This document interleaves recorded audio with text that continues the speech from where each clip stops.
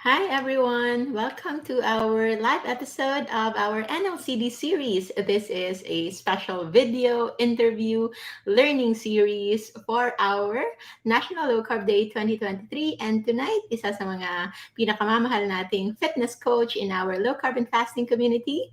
Wala nang iba, ang pinakagwapo, ang pinaka-healthy, pinaka-fit looking, our very own Coach Linin Hu in this 3 practical ways to get fit for 40s and above. Hello, Coach Nins.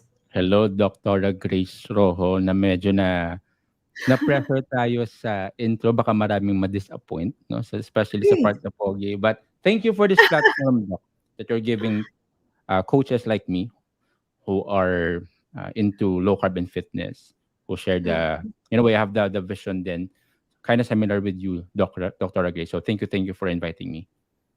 Welcome, Coach Nins. And of course, we were very successful with last year's National Low Carb Day. So it's still going to be a combination ng ginawa natin last year, and it's going to be a National Low Carb Day na magkakaroon ng workshop, learnings, fellowship, expo, and fun. So sa mga hindi pa po nakapag-register, I hope you can register at nationallowcarbday.com. So moving forward to our topic for tonight, 3 practical ways to get fit for 40s. So you, I know, is still very young. Hindi ka pa, malayo ka pa sa 40s.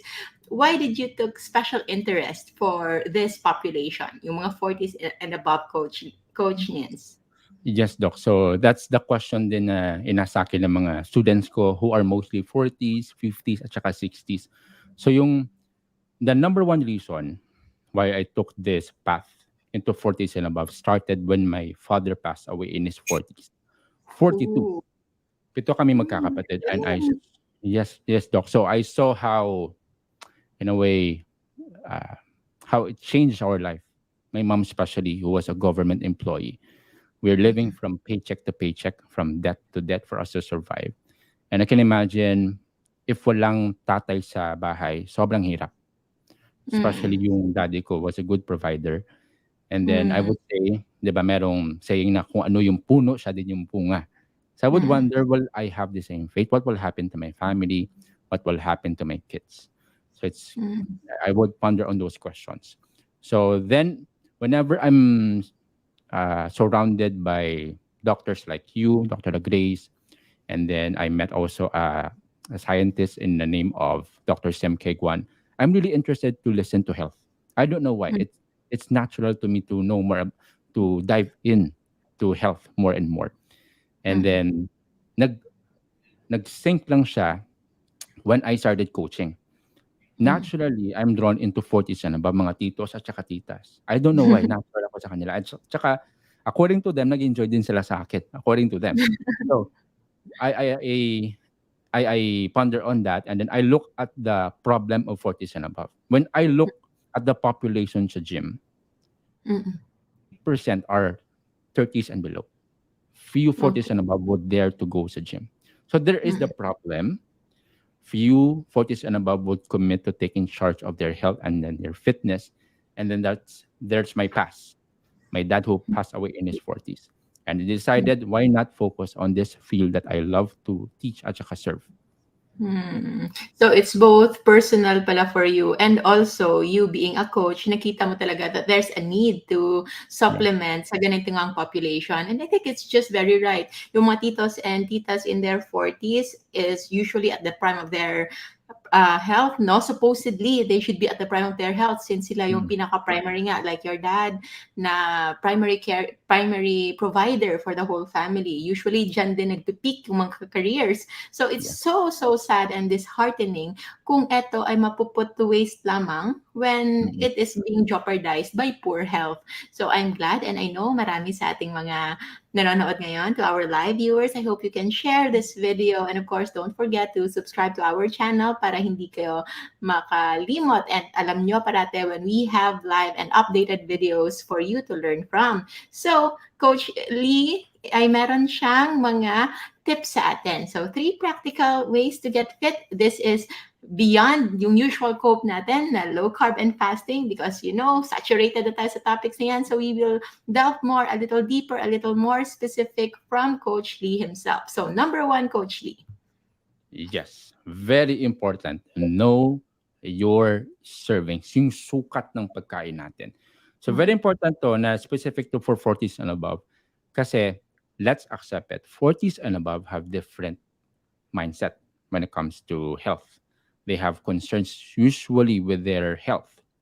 Common yung type 2 diabetes, hypertension. Some of them have concerns with their appetite.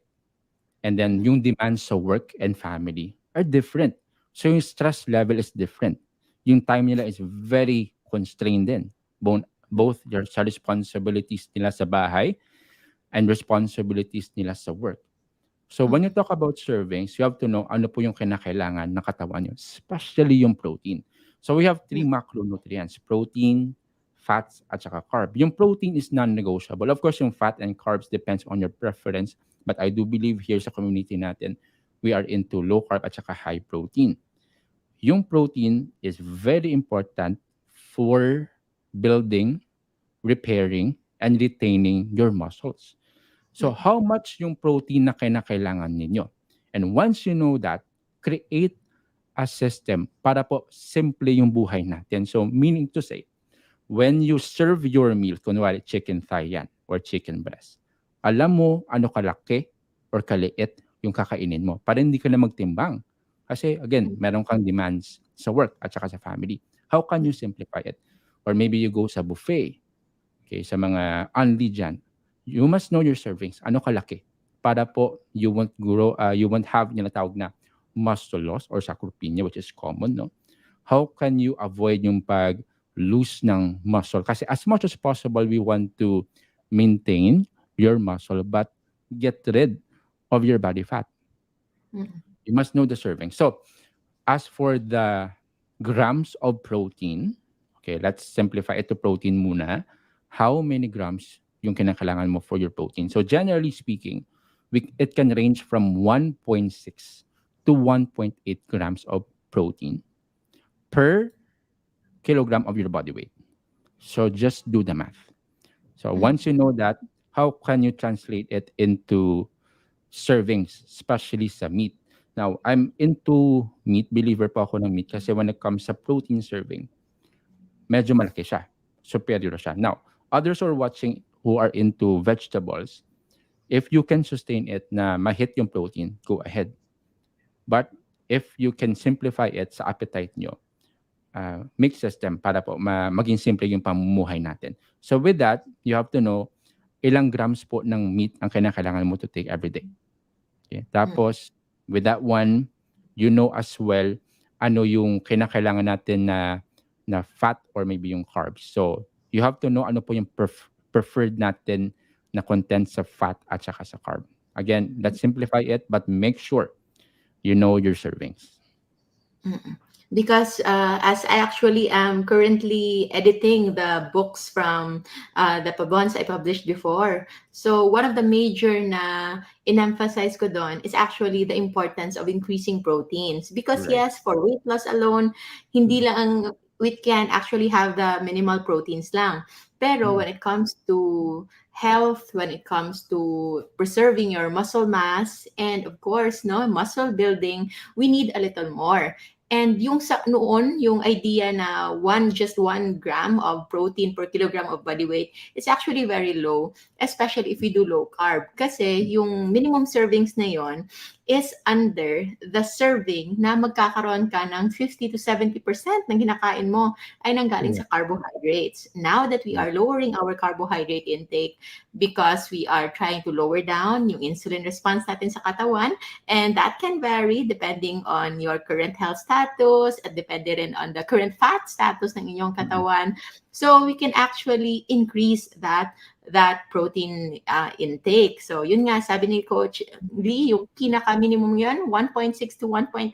And for others, according to others, kahit yung iba na wala talagang health issues and they are controlling their carbs at bare minimum, like 20, 50 grams, they can even go as high as 2 to 3 grams per kilogram of body weight provided that you will also compute for your fat intake. Anong ibig Right. sabihin ng pag-control ng ating fat intake? Our fat intake, I want to emphasize this kasi for the longest time, napapa-unli yung fat intake ng mga low carbers Mm-mm. natin. Fat is something that we are not afraid of, but just Mm-mm. like everything else, hindi lahat dapat sobra-sobra. So Yeah. yung fats, kailangan i-control din natin. We have to Mm. match it according sa ating kailangan calories in a day. Mhm. Most especially sa mga hindi pa nag-exercise masyado, hindi pa gano'n ka-active physically, all the more mas wala tayong right to indulge more on fat. So focus more on proteins. Low carb can be controlled depending on your tolerance. Meron tayong low Mhm. carb levels. If hindi nyo pa napanood yung video na yan, I hope you can watch that so you can have an idea kung gaano kadami yung allowance mo or matotolerate mo in carbohydrates, and fats should be controlled according first to your fat level din sa katawan. If you still have much fats to lose, hindi rin natin gustong mag-take in ng maraming fats because Exactly. useless yung taba sa ating katawan that we can still use for energy. Mm. Sayang. If we will Mm. eat all those fats, kahit pa sabihin natin hindi siya makakadagdag ng inyong weight, but you are excusing the fats that's already in your body na pwede pa sanang magamit, pwede pa sanang Right. ma-burn. And Mhm. that is something that we want you to emphasize. However, medyo baka isipin ng iba, mahirap ito because you have to compute everything. So yung nga Mm. sabi ni Coach Lee, nasa simula lang po yung pag-imagine on what foods you can take. I think we can set an example. So can you, Coach Jens, kahit sa proteins lang, gaano karaming proteins in a day yung kailangan mo in grams, and then what is the example of those proteins na nakakain mo in a day to hit that? Yeah. That's very important though kasi most people, especially when they go into fitness, they would think kind of expensive or maybe hard to sustain. But if you know how to estimate, no, Mm-mm, very first weeks you measure, tapos after estimate mo lang, you can basically know the grams na. Now, for example, for chicken breast, yung 100 mm-mm, grams ng chicken breast will give you 30 grams of protein. mm-mm, Yung 100 grams ng chicken thigh will give you around 23 grams of protein. mm-mm, Yung egg, medium to large egg, will give you 6 grams of protein. Okay? Tapos yung beef, medyo high sa fat, at saka yung pork, depende sa lean na mm, component niya, at saka sa fish, mataas din siya sa fat, around 20 grams siya per 100 grams. So if you do the math, ano mo lang, compute mo lang according sa goal natin. So if you do the 1.6 to 1.8, multiply mo lang iyon, tapos divide it into 2 to 3 meals. Okay? mm, Then that's your meal na. Simplify it. No? mm. So, for example, if your weight is roughly around 60 to 65, i-multiply mo yan by 1.6 to 1.8, roughly nasa around 100 grams of proteins ka in a day. So, 100 grams of protein, we want to emphasize na hindi siya raw na 100 grams of meat din. Right.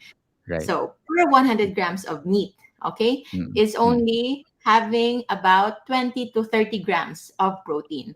So, Yeah. yung isa sa pinaka-basic na alam natin parang pure protein would be chicken breast. So, sabi ni Right. Coach Lee, so nasa 30 grams per chicken breast. So, if Yeah. meron kang 100 grams sa isang araw na allowance, you can actually have like 3.5 or roughly about 3.5, 3 Mm. and 1/4 na Right. chicken breast. And that is your main protein source. You can hit that. So, isa Right. yan sa pwede mong gagawin. If it's a thigh, so roughly nasa at least 4 na chicken thigh yung pwede nyong kainin in a day. And of course, that can be adjusted Mm. depending on your calorie needs. Sinasabi natin that calorie is not everything. But Yeah. I believe that it should still be taken into account. Mm. Especially na gusto mo pang i-improve yung inyong tinatawag nating body composition. So body Right. composition is not just about weight. Okay. Mm. When we started, we were focused on weight, but now we know that what is more important actually is the composition, kung ano nagbibigay sa'yo ng timbang na yon. And from Exactly. what we learn now, what we know now, alam na natin that a good kind of weight hindi kailangang mababa. It should Mhm. actually be just around in the middle or even a little higher than normal, but it Yeah. should have a good component of lean body mass, mostly coming from proteins, and that is equatable to muscles. So Right. thank you, Coach Lee, for this tip. So number one, know your servings. If you want, marami naman pong online calculators, or you can also join our masterclass to know more how to compute for your servings. Ang website natin is just fairly new. So yon, at www.lcfmasterclass.org. So .org Mm. na po tayo. So Yeah. that's where you can learn many things. And move on tayo sa ating three practical ways to get fit. Number two, Coach Lee. Yes, very important that we have here the word safe. If you're 40s and above, most likely you will be wondering, safe ba sa akin yung workout? Safe ba sa akin yung pag-lift ng weights? So very important that you put there safe first. Mm, Progressive overload means there is progression over time. So, in simplest term, nung grade 1 ka, most likely yung tinuturo sa math is addition. First quarter, one digit number, 1 plus 1. Second quarter, most likely, two digits na yan, 10 plus 12. Third quarter, maybe three digits na siya. There is progression. Now, what will happen if there is no progression? From mm, first to fourth quarter, one digit lang. And imagine na, from grade 1 to grade 6, walang progression. One digit lang. What will happen? Di ba crazy, no? What will happen to your body if you are not maximizing its growth? If there is no progression? Ang katawan natin, especially yung muscles, you will lose it if you don't use it. Very mm, important. And that is one of the common problems of our adults and seniors right now. They mm, failed in this area. But there's hope. mm, I said there's a way on how to gain and improve muscles in a safe way. So for example, with your dumbbells at home, no? If wala kang dumbbells, start with body weight muna. Squats, push-ups. If hindi pa kaya, of course, you go for knee-assisted push-ups. And then you progress on a weekly basis. You adjust with the weight, you adjust with the intensity, the reps at saka sets. Yung napakagandang, and it's a mystery still in the field of science, yung katawan natin is very smart to adjust. Nag-a-adapt po siya when you expose it to the right stress. So yung workout is a form of stress. But if you do it correctly, no, once you expose what is broken yung muscle fibers natin dyan, mag-grow po siya. No? 'Di ba mostly, connect ko lang sa relationship. No? Meron akong friend na kakagaling ng sa medyo challenging na relationship. Okay? A very challenging na relationship. And it really tested his patience. After which, to make the long story short, nag-break po sila. After nun, grabe yung pain niya for a week. Hindi siya makatulog. Grabe yung appetite niya, very low. After that hard lesson, he was able to gather himself, collect himself, and after which, he became stronger emotionally. No? Now, the thing that happened to him, hindi siya na-stuck doon sa pain niya. Okay. Ang ginawa niya, he moved forward. The same thing din po with our workout. We have to move forward, but in a safe way. So I'll give you a sample template lang for this. For example, if you have dumbbells at home, kunwari, we have shoulder press. So shoulder press, dalawang dumbbells to. Up, tama, slow, and up. So you start, let's say, with 3 pounds. 3 sets. Tapos 10 reps each set. That's your first week. Now, let's apply safe progressive overload. On your second week, the same workout in shoulder press, from 10 reps, you go for from 10 reps, you go for 12 reps this time. Same weight, same sets. On the third week, from 3 pounds, you go na for 5 pounds. So there is what we call calculated lang na pag-increase. It's not drastic, it's calculated. And once you expose your muscles to that, no, right amount of stress, of course, it will adjust and it will grow. So I highly suggest, if you cannot afford yung tinatawag na trial and error, and if you have the means to go for a coaching, go for a coaching at your local gym. May mga professional po dyan na PT or coaches to guide you every step of the way. As for yung workout natin, very important din po na structured din po iyan. Kasi when we talk about, di ba, yung dream house, for sure si Dr. Grace, saka si Dr.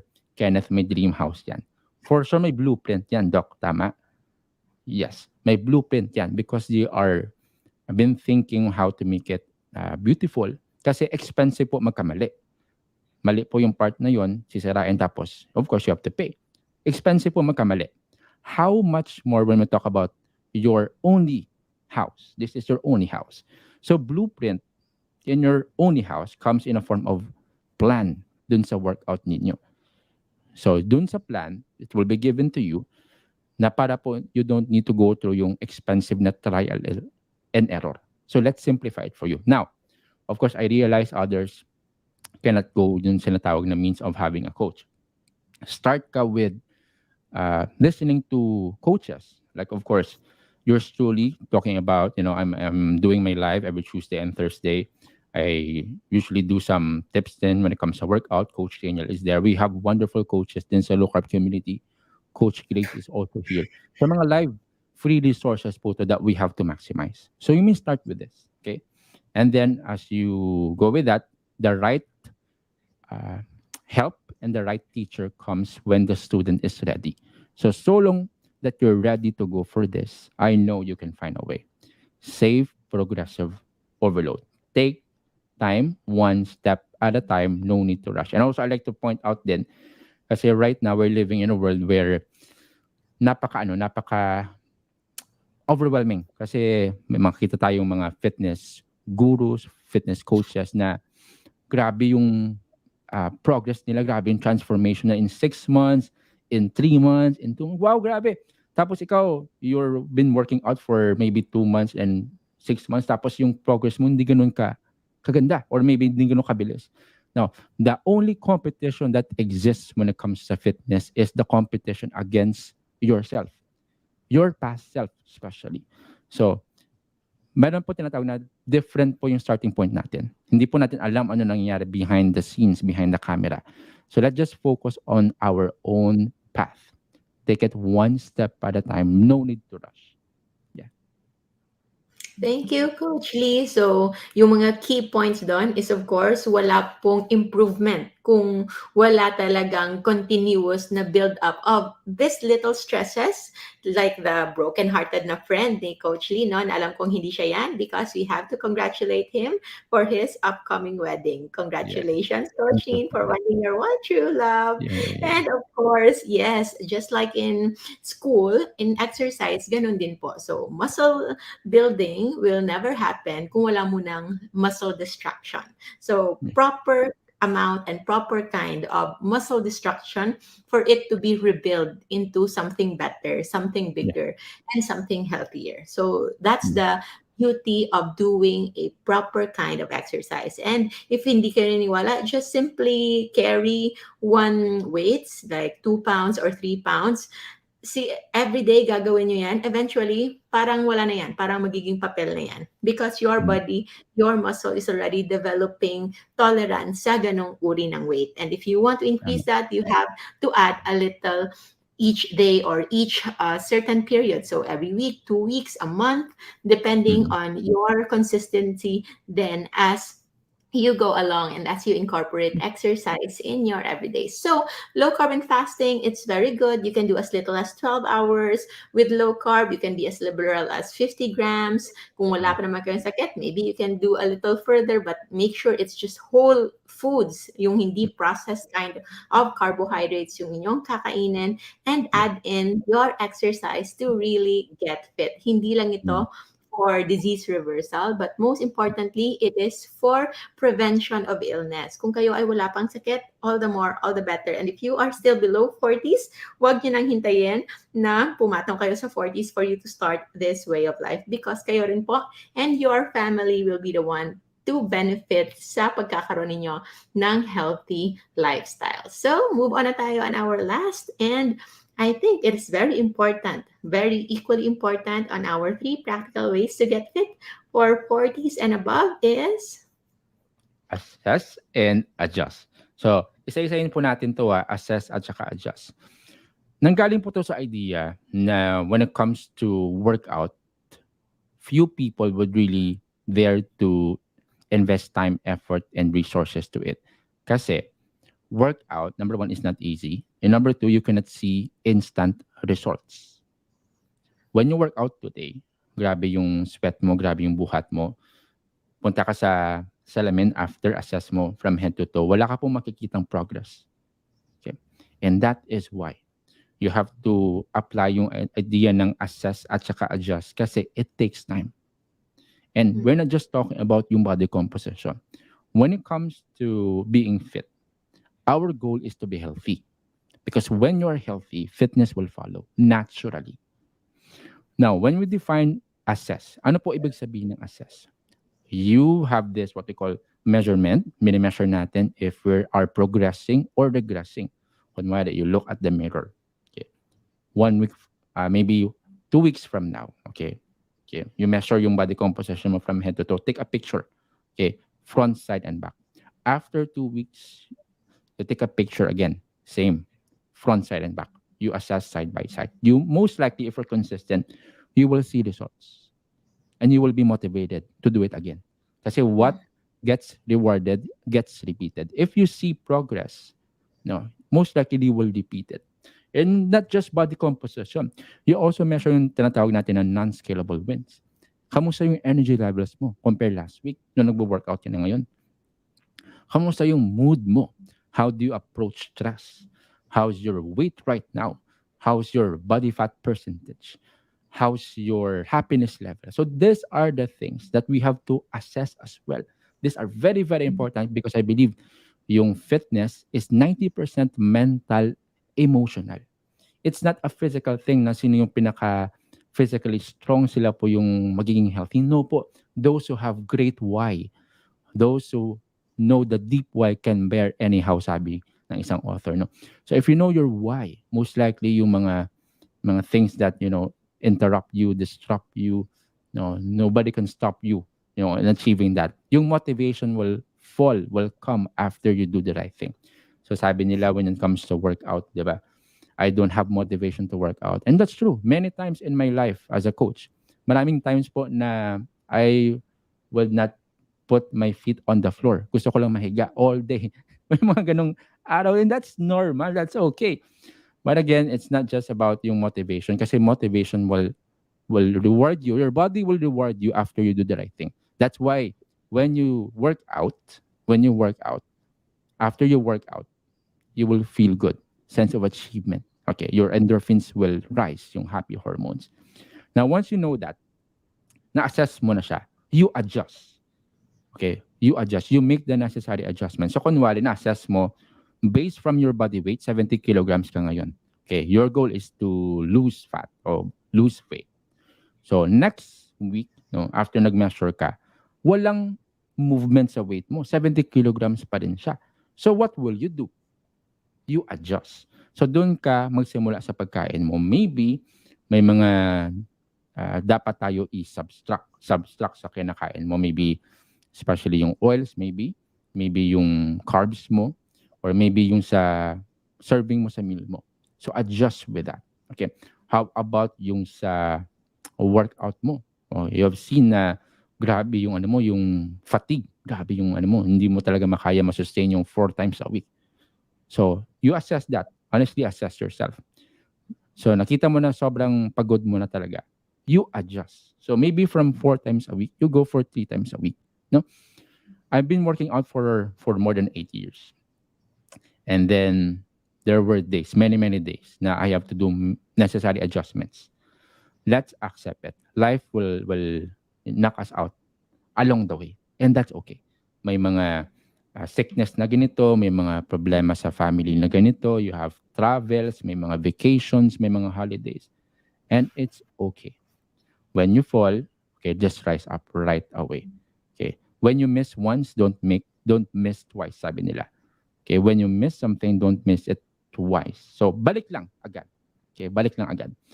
Now, when it comes to setting your adjustments, I would encourage you sa mga listeners natin na i-measure natin. Kasi what gets measured gets done. Hindi mo malalaman if you're improving or not if you're not measuring.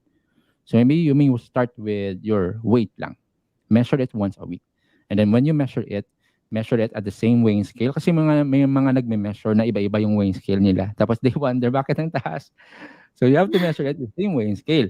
Tapos same time din kasi your body fluctuates. Body liquids fluctuates all throughout the day. And I would suggest you go it after you poop or maybe you after po pumunta sa CR para po consistent yung pag-measure natin. So start po tayo doon. Then slowly, once you build the system, you will love the process kasi you can see the small improvements. Again, we're not talking about radical improvements. We're talking about building your habits. Kasi once you build your habits will build you. And then you will love the process. Right now, of course, Dr. Grace and the rest of the coaches can relate to this. Yung healthy lifestyle will find you. It's part of who you are. No? Na if you don't do it, hindi kompleto yung araw nyo. So that's our goal. Now, you will love the process. Low carb, fasting, fitness should not be a punishment. It should be a lifestyle. It is meant to be enjoyed. That's why we're doing it so that we enjoy life. No? We do these things so that we can spend more time with our family, with our loved ones. And that's why yung mission ko is very specific sa 40s and above. Bakit? When you commit to healthy lifestyle, we're not just talking about you. We're talking about the family around you who are looking up to you. Now, when you're strong, you have more time to spend with them, travel. Si Maming, yung mother ni Dr. Grace, of course, very active yan.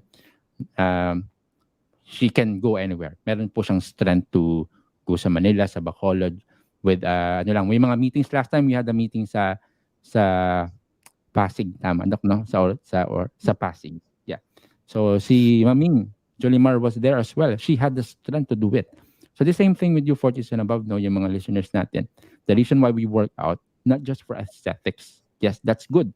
But we want it for our strength. Because if you are strong, life is fun and simpler. You can do the basic things in life. Traveling, trekking, hiking, getting your groceries with you. So these are simple and basic things. Yeah.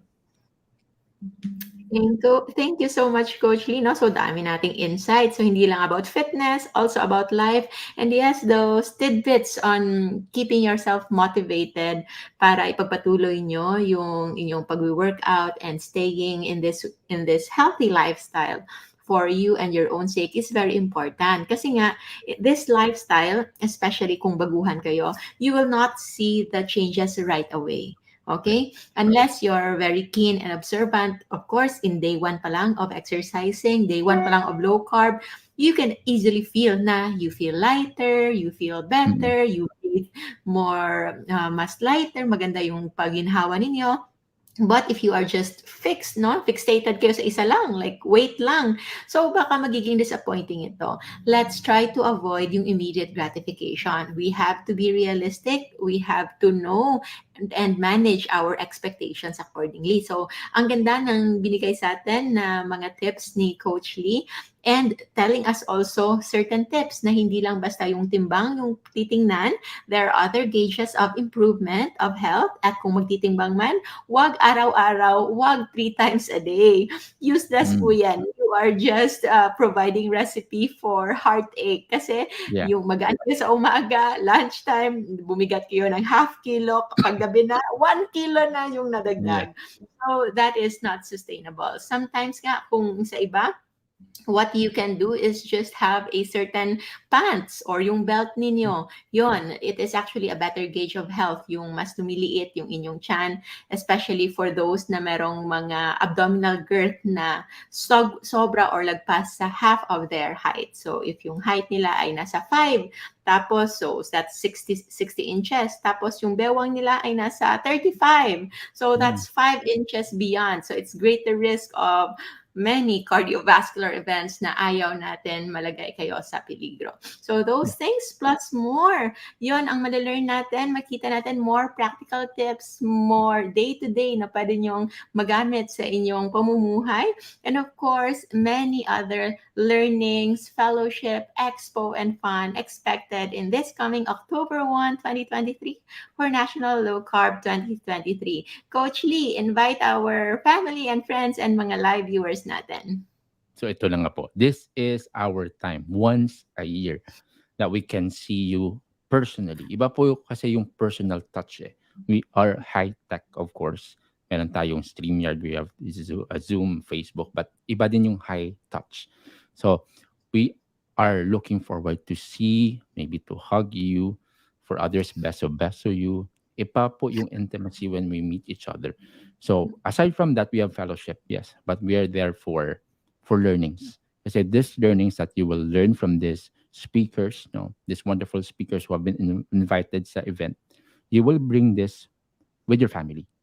And once you bring that with your family, you apply it with your family, you influence them for good, 100% you will live a productive, fulfilling, enjoyable life. So I would like to invite you, friends and family. Maybe you want to invite your skeptic na relative who are not yet into low carb, and you think low carb can help that relative. This could be the platform. No? Kasi masaya yung low carb fun day. Eh. Parang ano siya talaga? Parang family day siya. So hindi to yung tinatawag na parang lecture or seminar. Ano talaga to? Gathering of people, family, fellowship, community.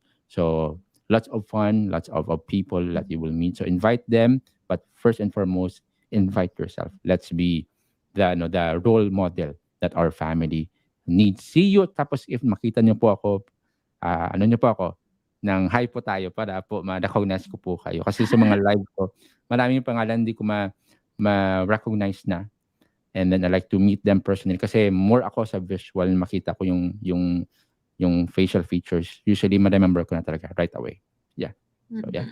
Thank you, Coach Lee. If I were to ask, no, yung first NLCD natin, ano yung naramdaman mo the first time you see all of the participants na nasa loob na ng tent?